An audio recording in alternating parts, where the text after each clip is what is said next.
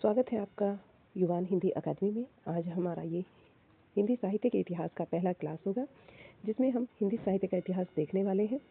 और इसके अंतर्गत हम क्या देखेंगे, सबसे पहले हिंदी क्या होता है, हिंदी शब्द आया कहाँ से है, हिंदी शब्द का, और फिर हम साहित्य को और इतिहास को ऐसे ही जानेंगे। तो आपका यहाँ से 1 नंबर पक्का हो जाएगा। देख लीजिए, हिंदी जो है ये फारसी भाषा का शब्द है। मैक्सिमम टाइम आपसे पूछा गया है, क्वेश्चंस में रिपीटेड होता है रहता है ये चीज़ कि हिंदी किस भाषा का शब्द है। सेकंड, आपका साहित्य क्या होता है, सधन हित यानी जिसमें सबका हित हो वो साहित्य है। इतिहास क्या होता है, व्यक्ति समाज व देश की महत्वपूर्ण घटनाओं का तथ्यात्मक वर्णन ही, तथ्यात्मक रूप से कालक्रम अनुसार वर्णन करना क्या होता है, इतिहास होता है।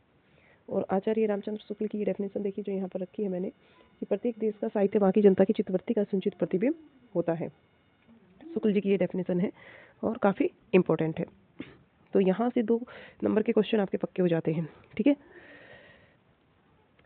एक तो हिंदी भाषा, हिंदी जो शब्द है वो किस भाषा का शब्द है, और एक ये डेफिनेशन आपकी काफ़ी ज़्यादा इंपॉर्टेंट है। दोनों ही चीज़ें याद रखेंगे। इस नोट्स के अंतर्गत आपको कोई भी एक्स्ट्रा चीज़ नहीं मिलेगी, सिर्फ एग्ज़ाम ओरिएंटेड चीज़ होगी। जो भी विद्यार्थी टीजीटी और पीजीटी में होगा वो यहाँ जरूर रुके और क्लास को अंत तक देखें। चैनल को सब्सक्राइब जरूर करें। देखिएगा आगे, हिंदी साहित्य के इतिहास की लेखन पद्धतियाँ, वर्णक्रम पद्धति या फिर वर्णमाला पद्धति। इस पद्धति में लेखकों कवियों का परिचयात्मक विवरण उनके नामों के अनुसार किया जाता है। इस पद्धति को गारसादा तासी और शिव सिंह सेंगर ने अपनाया था।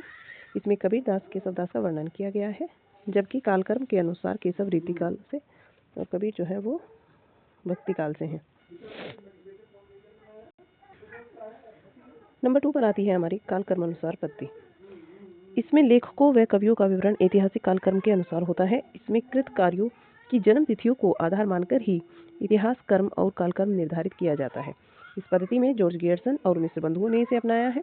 तो इंपॉर्टेंट लाइन हमारी हो गई कि वर्णक्रम पद्धति को किसने अपनाया है, गारसादा तासी और शिव सिंह सेंगर ने। कालक्रम पद्धति को गियर्सन और मिश्र बंधुओं ने। विधेयवादी पद्धति, इस पद्धति के जन्मदाता तेन थे। इन्होंने विधेयवादी पद्धति को 3 शब्दों में बांटा है, जाति, वातावरण और क्षण।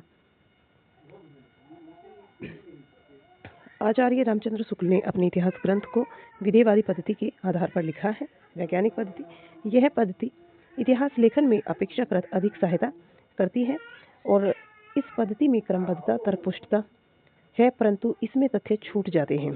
तो इम्पोर्टेंट चीज़ क्या है कि शुक्ल जी ने अपनाया है विधेयवादी पद्धति को, जॉर्ज गियर्सन मिश्र बंधुओं ने अपनाया है कालक्रम पद्धति को, और आप देखेंगे कि गारसादा तासी और शिव सिंह सेंगर ने अपनाया है वर्णक्रम पद्धति को। आज की क्लास में यहीं तक रखेंगे। बताना कैसा लगा आपको।